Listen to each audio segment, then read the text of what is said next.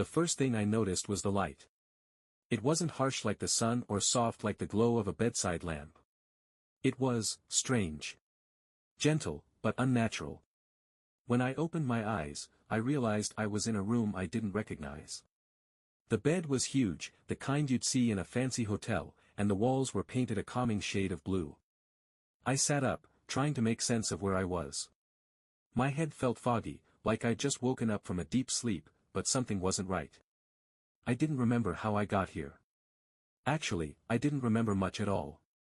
I reached for my phone on the bedside table. It was there, but when I unlocked it, it was empty. No messages, no photos, no apps I recognized. Just a plain screen with the time, 8:03 a.m. I got up and walked to the window, hoping for some answers. Pulling back the curtains, I saw a city stretching out before me. Skyscrapers touched the clouds, streets buzzed with cars, and people moved like tiny dots below. The sight was beautiful, but unfamiliar. I had no idea where I was. I turned back to the room. Everything seemed ordinary, yet I couldn't shake the feeling that I was being watched. On the desk, I noticed a piece of paper. It wasn't there a second ago, I was sure of it. The note read, "Welcome to day 1. Make it count." My heart raced. What did that mean? And why did this feel like the start of something far bigger than I could imagine? I woke up again, but this time, something was different. The bed felt smaller, the air cooler, and the smell of salt filled my nose. I opened my eyes to see sunlight pouring through a window. This wasn't the same room as yesterday. In fact, it wasn't a room at all. I was on a small boat, gently rocking on the water. I scrambled to sit up, my pulse quickening. Around me, endless blue waves stretched to the horizon, and in the distance, a small island was visible. The boat was anchored nearby, and the sound of seagulls echoed above. What the hell is going on? I whispered, gripping the edge of the boat. My phone was still in my pocket, and I pulled it out, hoping for answers. The time read 7:58 a.m., but again, there were no messages, no apps, just a blank screen. Then, just like the day before, I spotted a note. This one was tucked into a small waterproof box near the boat's controls. It read, "Day 2. Follow the signs. You're closer than you think." Closer to what? The question gnawed at me, but I had no choice but to play along. I scanned the boat and found a small paddle. Taking it, I rowed toward the island, my arms burning with effort. The island wasn't large, maybe the size of a small park, with a cluster of palm trees at the center. As I reached the shore, I noticed footprints in the sand. They weren't mine, they were too large. Someone had been here recently. I followed the footprints up the beach, my heart pounding with every step. They led to a tree, where something shiny dangled from one of the branches. A small key. Below it, a carved message read, "Not everything is random. Look for what connects the pieces." My mind raced. Yesterday's strange room, today's isolated island, there had to be a reason for all of this. But what? I pocketed the key, wondering what it would open. As I turned back toward the boat, I noticed a camera perched high in the trees, its lens pointed directly at me. Someone was watching. I woke up to the sound of voices, distant, muffled voices. For a moment, I thought I was back home, safe in my own bed, but the cold, hard surface beneath me told a different story. When I opened my eyes, I realized I was lying on the floor of what looked like an old library. The walls were lined with towering shelves, crammed with books of every shape and size. Dust floated lazily in the beams of light streaming through the tall, arched windows. I sat up, disoriented but oddly calm. The air smelled of paper and time, a comforting mix, but my chest tightened as I remembered the previous 2 days. The strange room. The island. The key in my pocket, which I was still holding tightly. I looked around, expecting to see another note, and sure enough, there it was, sitting on a small wooden desk in the center of the room. This one was different. The handwriting was rushed, almost frantic. It read, "Day 3. You're being watched, but not everything is what it seems. Trust no one but yourself." Goosebumps prickled my skin. My heart thudded as I glanced around the room. Were there cameras here too? My eyes darted to the corners of the ceiling, the cracks in the shelves. But there was no visible sign of surveillance, no blinking red lights or lenses. Still, the feeling of being observed was suffocating. Then I noticed something strange. One book on the shelf nearby was sticking out slightly, as if it had been pulled halfway and left there.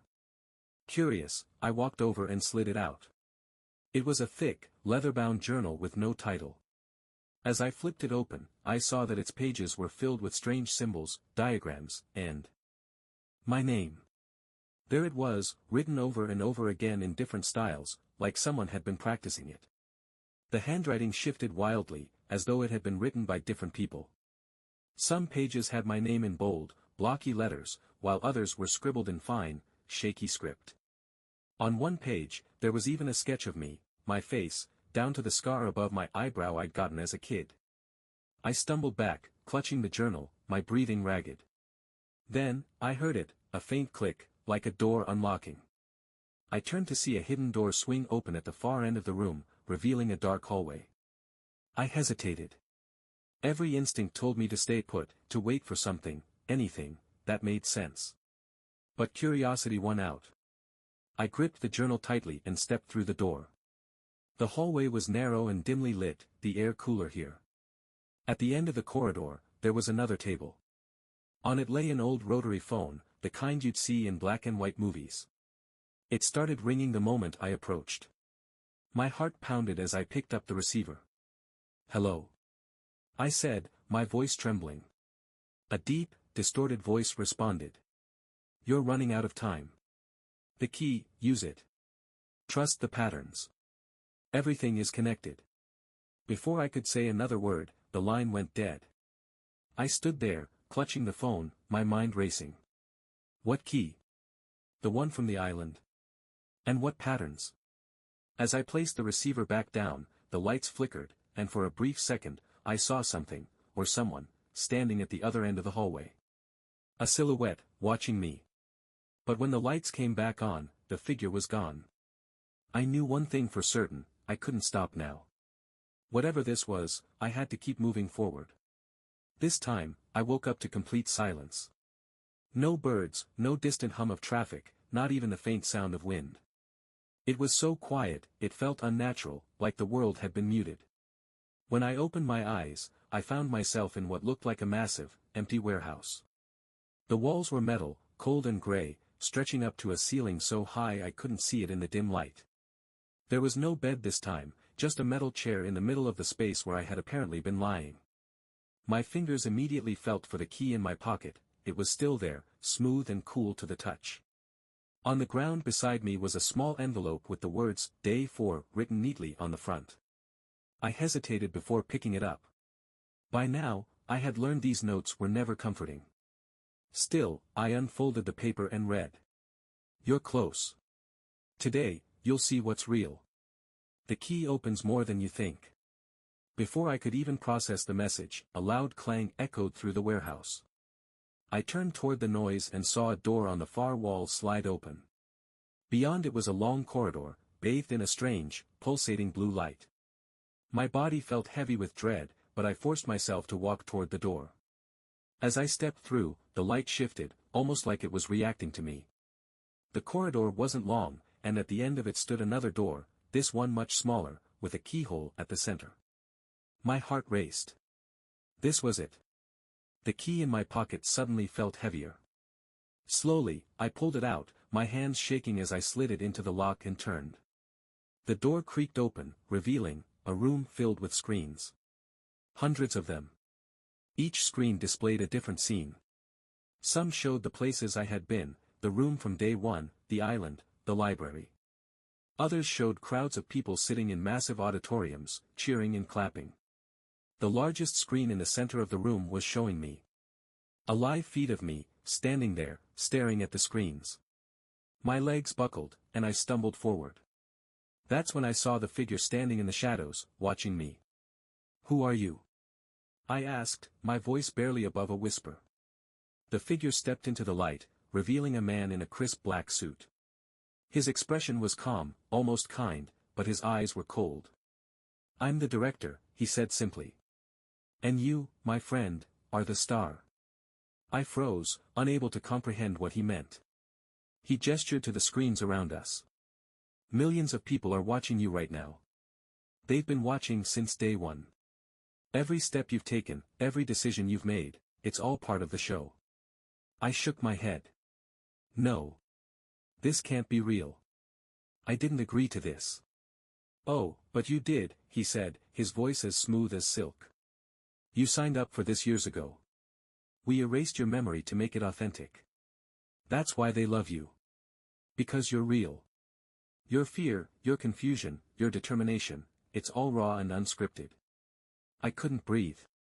The walls felt like they were closing in. Why? Why would anyone watch this? The director smiled, his expression chilling. Because people love to watch others struggle. To see them push to their limits. You've captivated them. You're a hero to some, a fool to others. But one thing's for sure, you're a star. My mind raced, trying to process the enormity of what he was saying. I want out, I said finally. I didn't ask for this. I want my life back. The director tilted his head. You can leave, if that's what you truly want. But if you do, the story ends here. You go back to your life, and no one will ever remember this happened. Or, you can stay. You can embrace it. Become the most famous person on the planet. I stared at him, my heart pounding. The screens around me flickered, showing scenes of my journey, the people I'd met, the notes I'd followed. And then they showed the audience, thousands of faces staring back at me, waiting for my next move. The director extended his hand. What will it be? I stared at the director's outstretched hand, the weight of his offer pressing down on me like a boulder. Stay and become a global sensation, or leave and disappear into obscurity. The thought of being watched, judged, and manipulated made my stomach churn, but at the same time, the idea of just walking away felt unfinished. I clenched my fists. Fine, I said, my voice firm but shaky. I'll stay, but only if I get answers. No more games, no more tricks. You tell me everything. The director smiled, pleased. Good choice, he said simply, turning to a console near the largest screen. He pressed a button, and the room went dark. Then, I felt it, a sudden, overwhelming heaviness, like my body was sinking into the floor. The darkness swallowed me, and I could hear faint voices, indistinct and echoing. My eyelids grew heavier, and soon, I was completely out. When I woke up, the world was blindingly bright. My head pounded, and the sound of voices, loud and chaotic, filled the air. I squinted, trying to focus, and realized I wasn't in the strange simulation anymore. I was lying on a hospital bed in what looked like a massive press conference. Cameras were everywhere, their lenses trained on me. Reporters with microphones were shouting questions, their words overlapping in a jumbled mess. How does it feel to be the face of the biggest show in history? Did you know what you were signing up for? What's next for you now that the experiment is over? I sat up slowly, my body stiff and weak. Around me, doctors and security guards hovered, making sure I didn't collapse. My mind reeled as flashes of the past 5 days came flooding back, the room, the island, the library, the screens. It had all been real, in some way. A booming voice cut through the noise. Ladies and gentlemen, please. Let him breathe. I turned to see the director, now dressed in a sleek suit, stepping onto a stage at the front of the room. His calm demeanor hadn't changed, but his eyes sparkled with pride as he addressed the crowd. Our star has returned, he announced, his voice carrying an air of triumph. 5 days of survival, discovery, and resilience, broadcast to the entire world. He has captivated hearts, sparked debates, and shown us the strength of the human spirit. The crowd erupted into applause. I just sat there, stunned, as the weight of everything hit me. I wasn't just a participant, I was a phenomenon. Millions of people had watched my every move, my every fear and decision, like I was some kind of entertainment. The director turned to me and smiled. How does it feel to be a hero? I opened my mouth, but no words came out. How did it feel? I didn't know. All I knew was that the world had changed, and so had I. The cameras zoomed in closer, reporters leaned forward, and the director's grin widened. Everyone was waiting for my answer. And in that moment, I realized one thing: whether I wanted it or not, my life would never be the same again. Share your thoughts about this story in the comments. Thanks for watching this video and check out our other content. Take care of yourselves.